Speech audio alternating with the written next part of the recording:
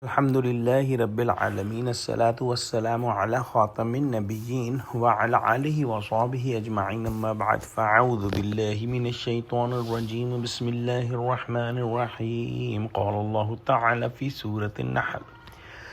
ثم يوم القيامة يخزيهم ويقول أين شركائي الذين كنتم تشاقون فيهم قال الذين أوتوا العلم إن الخزي اليوم والسوء على الكافرين. Translation: Then on the resurrection day he will disgrace them and will say, where are associates of me for whom you used to dispute with the believers? Those who were given the knowledge will say, indeed, disgrace and evil day are upon the disbelievers.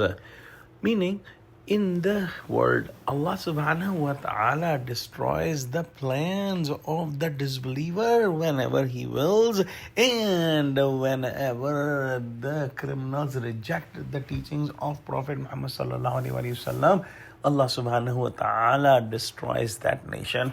And after this destruction and punishment from Allah subhanahu wa ta'ala in the world, in the hereafter, they have a bigger punishment, bigger humiliation, and bigger pain and sufferings.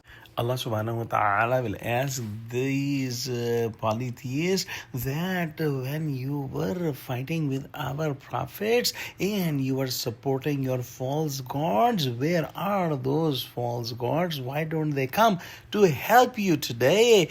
And they will have severe humiliation and severe punishment of hellfire.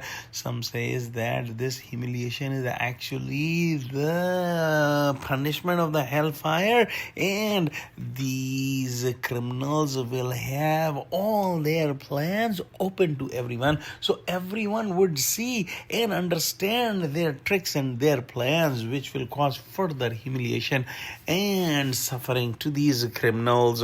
They will not be able to answer anything at that time. However, the prophets and the other believers who had the knowledge and who were seeing these criminals in the world, they will say that didn't we warn you about this day, and all the pain and all the suffering and all the humiliation is for the disbelievers today.